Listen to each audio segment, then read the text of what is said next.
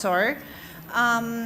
May I just get clarification on Section 16 on the National Dairy Authority? Because there is a paragraph, it's the last paragraph of the section. It's on page 18, line 11 to 13.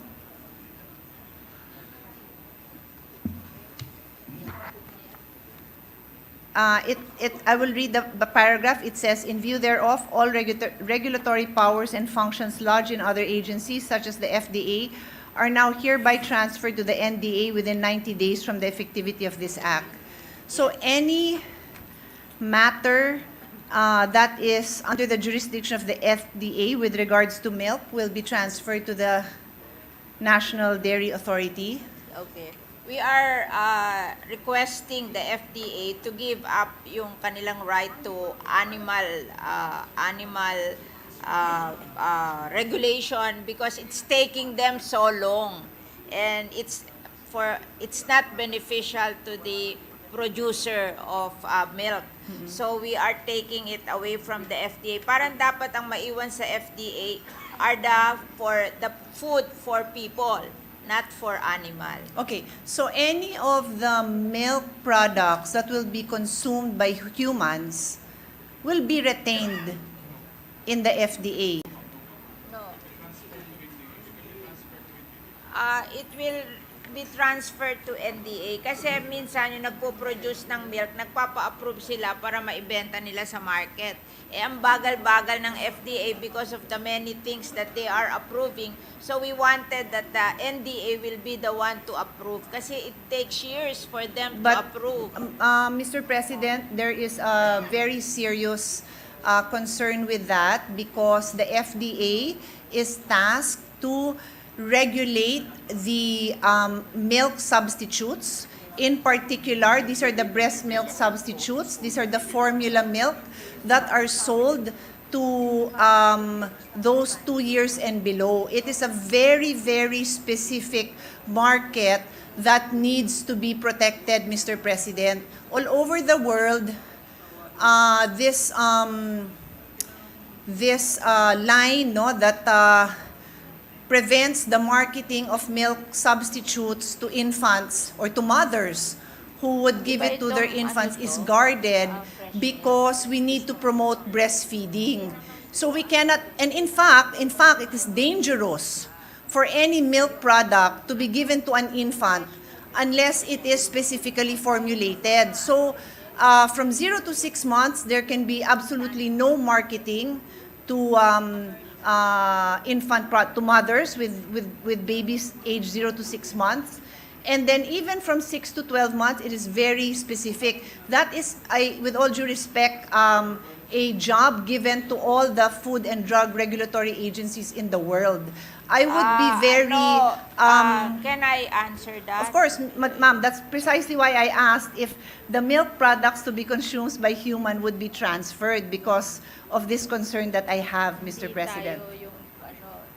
Not the processed milk, but just the fresh milk from the dairy farm.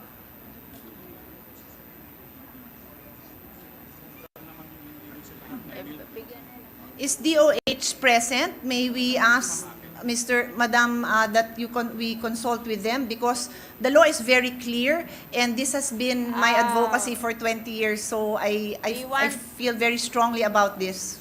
We want the National Day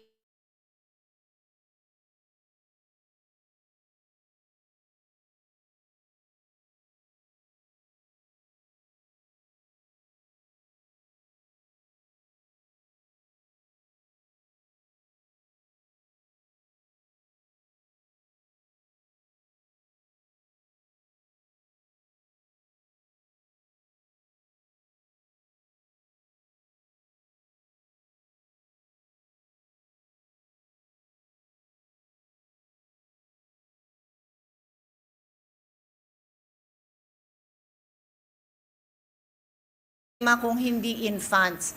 But there is a very strict process for infants that another agency cannot just take over. Hindi ho tama yun. How do you define the infants? Nakadefine na ho yan sa batas. May I request that Her Honor We can exempt meets the with DOH infant. because klaro po yan sa batas natin. Medyo- It has been a law for since the 1980s. Hindi ho natin basta-basta ho pwedeng palitan yon.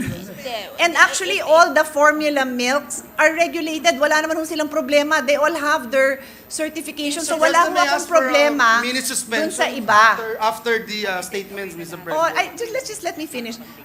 I'm just saying, when it comes to infant formula, this has been regulated for decades. Let's not touch it. Now, when it comes to milk for other ages, for adults, again, I have my reservations. We need to consult with FDA and DOH. I need to ask them very specifically what powers are they giving up, because this is the safety, no, Mr. President.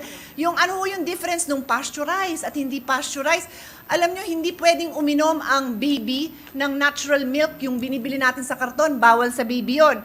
Yung binibili sa plastic na nakaref, bawal sa baby yun. So, hindi ho natin basta pwedeng ibigay to sa agency na hindi nakakaalam. Kung nababagalan tayo, palitan natin yung head noon. Pero wag ho natin palitan yung... Ginawa na ho natin sa trade yun. Nilagay natin ang trade in charge sa nakakasama sa baga natin, yung vaping. Tapos ito ngayong gatas para sa bata, na dapat breast milk ang ma-promote.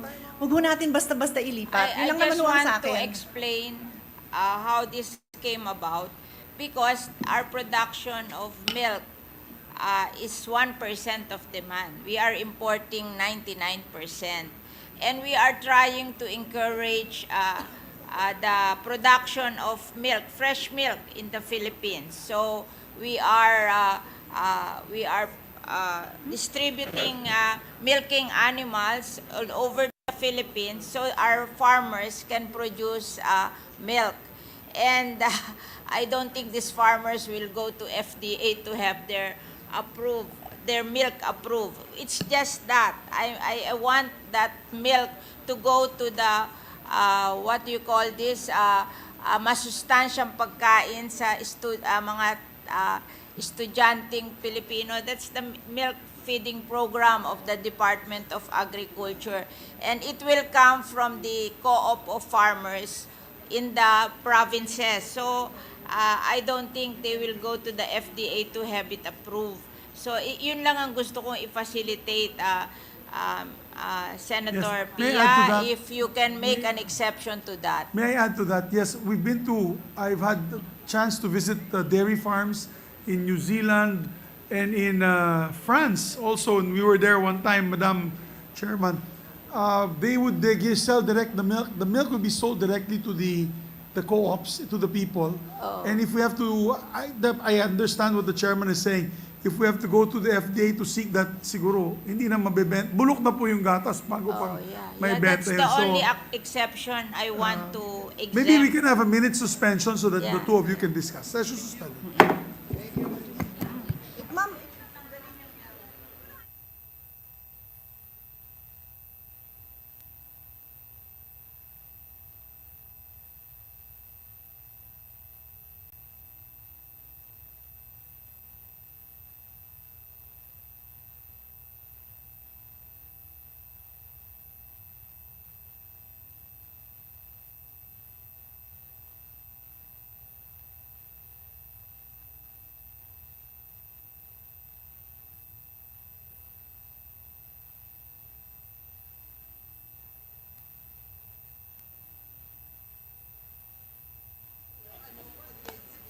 Mr. President, we're ready to resume. Session resumed. May I move that we, in the meantime, suspend consideration of Senate Bill number 2558. So move, Mr. President. There being no objection, the motion is approved. Mr. President, this juncture, I move that we resume consideration of Senate Bill number 2501 under Committee Report number 173. This is the bill providing new separation